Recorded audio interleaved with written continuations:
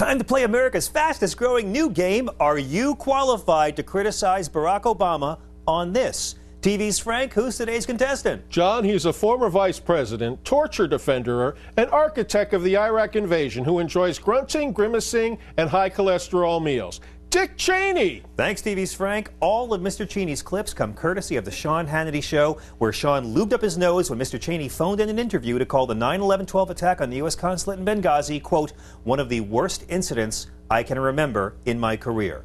Here's clip number one. The State Department and the White House NSC ignored repeated warnings from the CIA about the threat. So, is Dick Cheney qualified to criticize Barack Obama on this? Oh, sorry, Dick. See, back on August 6, 2001, your administration was given a presidential daily briefing literally titled, Bin Laden Determined to Strike in U.S. The CIA warned you for months. You did nothing. George Bush continued his month-long vacation. And after 9/11, the greatest security failure in national history, the one person in your administration who should have been fired, your national security advisor, got promoted to Secretary of State and a medal, which means some of us can criticize the president on this, but you ignored more warnings than Andy Dick's agent.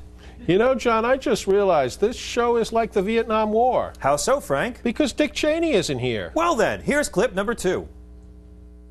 They ignored messages from their own people on the ground that they needed more security.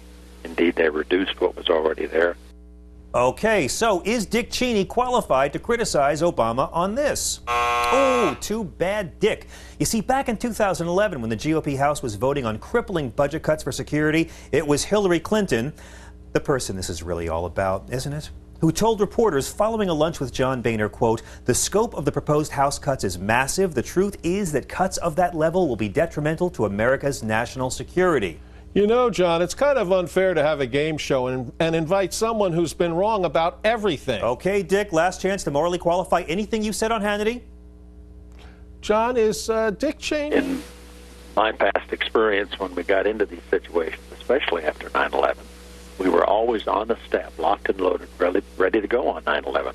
Ready to go, locked and loaded on 9/11? Frank, is Dick Cheney qualified to criticize Obama on any of this? Frank? Oh, I'm sorry. I didn't hear the question. I was reading The Pet Goat. That's right, Frank. Apparently that book is so good you can't put it down even if people's lives depended on it. We were not ready to go on 9/11 as the commander-in-chief sat in a classroom reading to kids while the nation was under attack because he was not needed. Dick went on to call the Obama administration liars over the bad intel about anti-Muslim protests. That's right.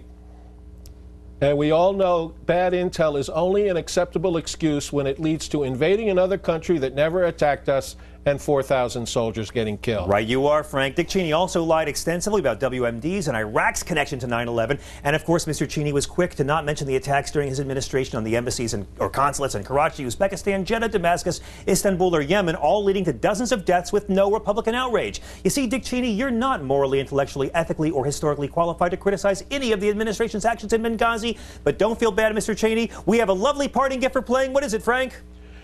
It's a one-way plane ticket to The Hague. That's right, because some people are qualified to criticize Obama on Mideast policy as long as it's not anybody who supported the Bush administration on Mideast policy. That's Viewpoint for tonight. Thanks to all our guests. Have a great evening. Good night, Mom.